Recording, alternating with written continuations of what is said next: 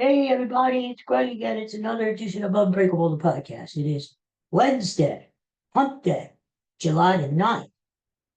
Katie and Coco are across the hall listening to the music. They have the Carpenters on. But it's nice. It's nice music for them. The dogs can calm down a little bit and chill. It's a really hot day again here in Pennsylvania. Muggy as hell. I hate July. I hate it. I hate it. I'm old. I'm 180 years old. I love September for the kind of weather we had a couple weeks ago here, where it was like in the 70s. It was not warm, but yeah, there was a nice gentle breeze, and it was just glorious. Now it sucks. But you know what? Would I rather be here, or would I rather be like in Austria where some winter falls in? I don't know. Anyway, I had this White Sox hat laying around. I decided to wear it today. It may be the only time I do wear it. I'm in solidarity with the Pope. Go Pope Leo, go.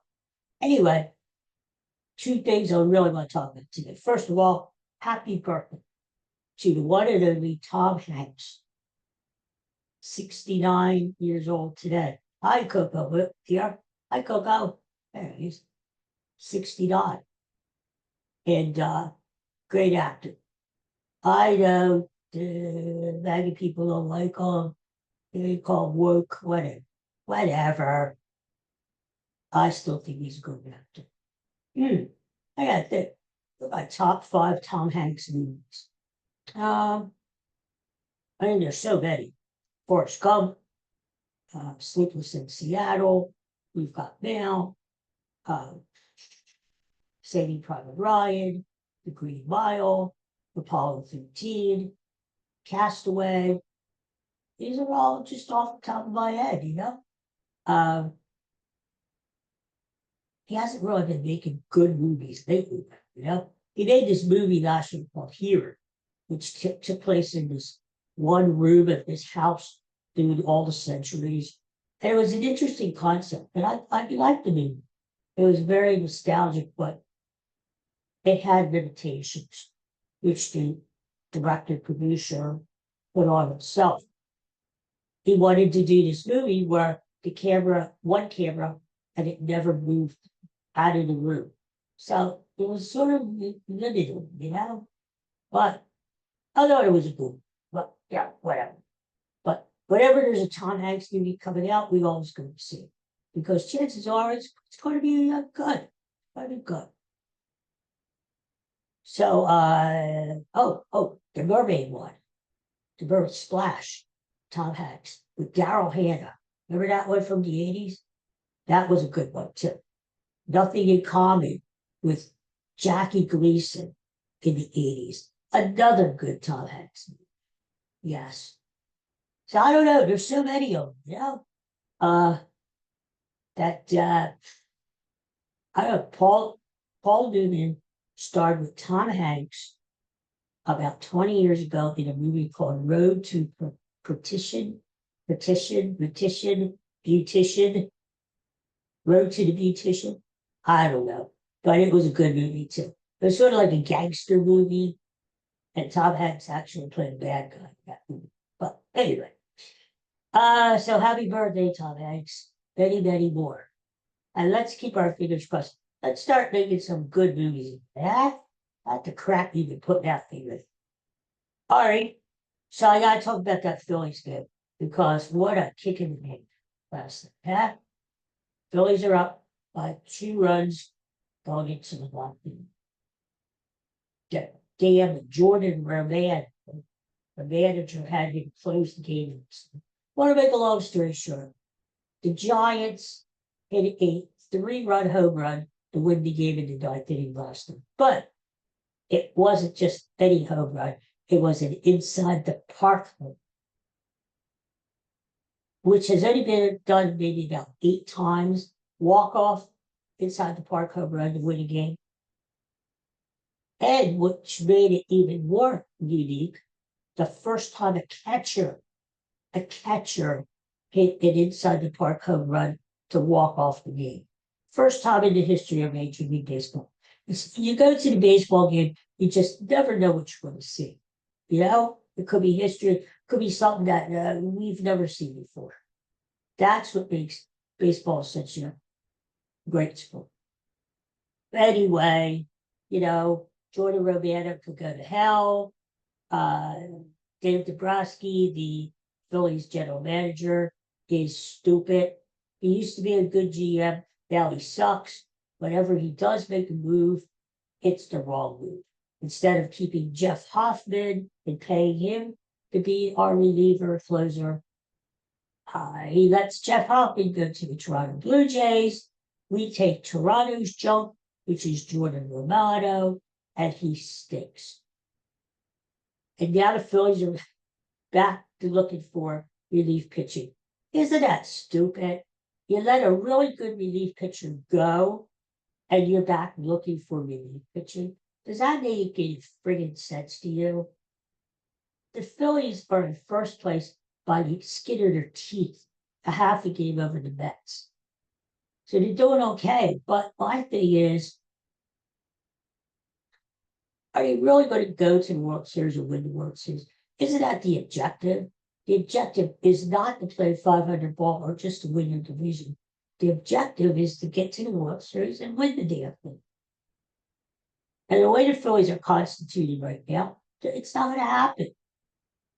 Their bats go silent. They don't have bullpen help that they need. They started Taiwan Walker last night. He actually pitched decently for 4 innings. But this team needs to get it together quick. Rob Thompson, the manager's in the dugout. He's like a zombie there. You might as well just put a stone person in there, you know, and just let him sit there and do nothing. Don't forget, Rob Thompson is the disciple of Joe Girardi, that butthead who was in the dugout. He would never watch the actual game. His head would be buried in this binder full of analytical shit, statistics, and never watched the game. So you can't expect Rob Thompson to be any different. And he started into this robot.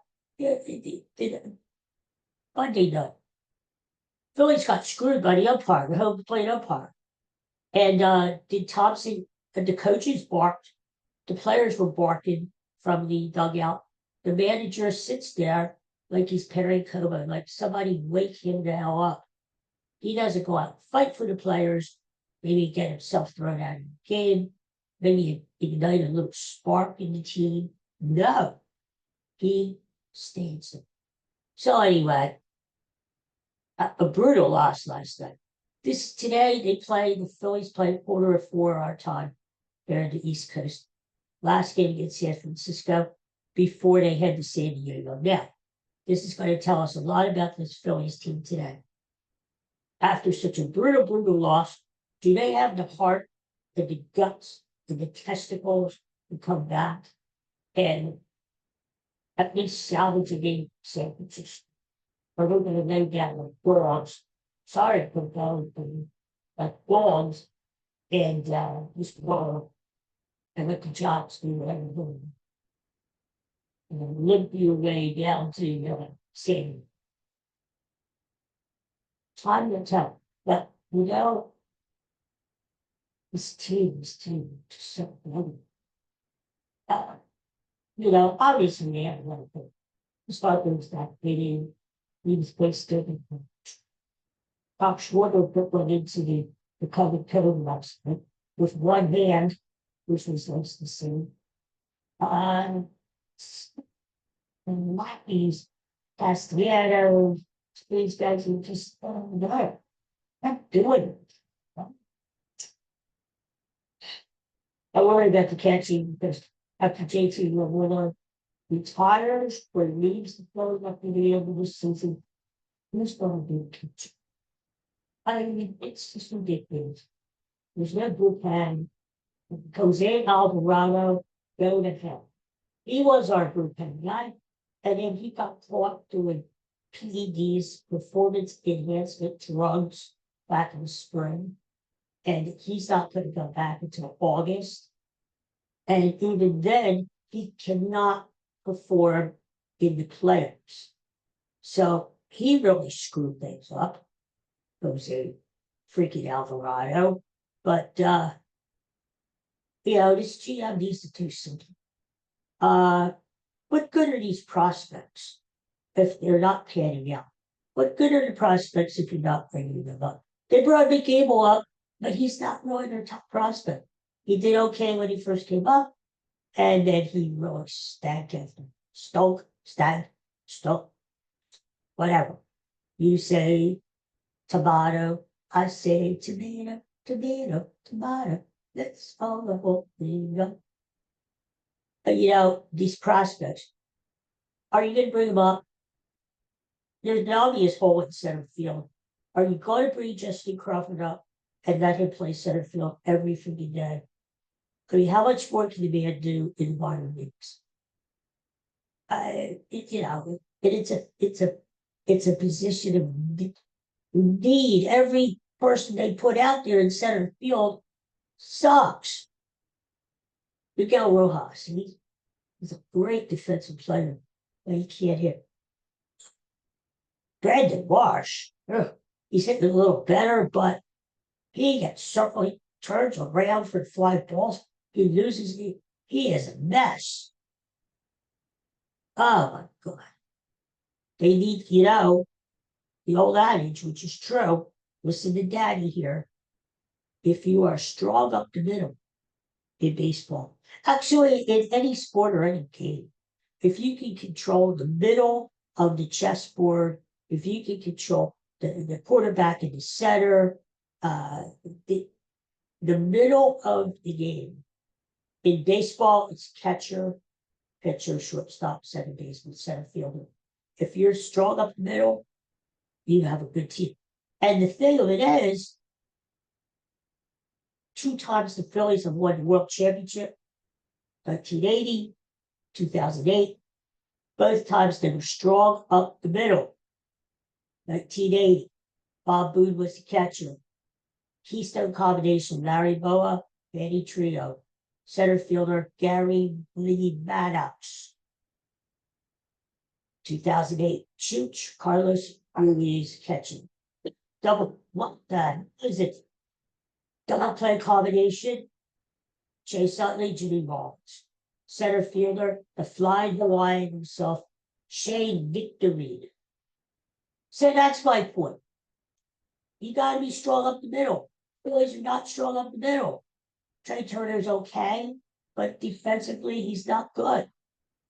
Bryson Stott, what has happened to him? He had a big home run the other day to pull the game out from Phillies, but he's not consistent. They have no real center fielder. Their catcher and JT Realmuto is sort of on his last legs. He has no power at all. Left-handed, that's a sign that his legs are low. He's caught too many games. This team needs to get stronger at the middle in order for me to take them seriously, okay? As legit World Series contenders. Because right now, they're not.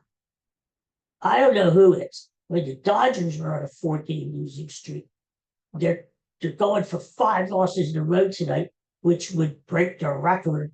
They haven't had a 5-game losing streak this year. You've got the Mets are right on our heels, but the Braves suck. They're lower than the Marlins. And National League Central doesn't impress me. The Cubs, the Brewers, the Cardinals, they're okay. They're just okay. You know what I mean? They're just okay. Nothing special. So the Phillies have a real shot this year to get back to the World Series and hopefully win it. But they are just not consistent. You would think after Sunday, after Bryson started that big home run, they'd be going to the West Coast on a lot of enthusiasm and a lot of motivation. They're going to the West Coast that will roll over San Francisco no matter where the hell they're playing. But no. The House of Horrors Oracle Park, San Francisco. Last 21 games the Phillies have played out there. Guess what their record is? 3-18. 3-18. So what I'm saying is that there's obstacles in it. The Phillies need to step it up, play a little bit better, and that GM needs to give them some reinforcements to help the team get over the hump. That's your job. Your job is not to sit there and fall asleep during the games and have somebody come wake you up. Dave, get up. Yeah. This Jesus Luzardo pitches today. He's been on and off. You don't know what you're going to get from him. Either he could strike out 13 Giants, or he could get pulled out of the game after a game and a half, right? I mean, you just don't know. But I did tell you yesterday. I told you Monday, Phillies are going to lose this series in San Francisco because they don't play well there, and their top pitchers like Zach Wheeler are not going in this series. So darned if I was right again. So, but I did say this weekend when they go down to San Diego, the Phillies are going to win that series. Why? Because they always play well in San Diego. Love that sunshine and warm weather, and their best pitchers are pitching this weekend for them. Wheeler, Ranger, and Christopher Sanchez. So I think the Phillies will bounce back. What they do today, Lord only knows. All right, everybody. Well, just wanted to jump on, wish Tom Hanks happy birthday, bitch about the Phillies a little bit, and I'm off to do whatever I need to do in this life. Everybody, peace and love. Have a great day. Huh? By the way, did you see Ringo Starr's birthday, Mr. Moon? For Monday. 85 years old. And he looks great. Looks better than me. And he's jumping around and hopping around the seat. And like an 85-year-old man. It's unbelievable. It's like, Ringo, what are you taking? What are you doing? No? I don't. Anyway, kudos to Ringo. Listen, I'm going to go and either enjoy the Carpenters who are playing across the hall. Oh, here they come. These dogs are disgusting too. There's only so much of the Carpenters you can take. Right, guys? Look how cute they are to Bob. You just want to bite them. They're so damn cute. Hello, Katie. Hello, Coco. Goodbye, everybody. Peace and love from me and the dogs. I'll see you again soon. All right. Don't come back down yet.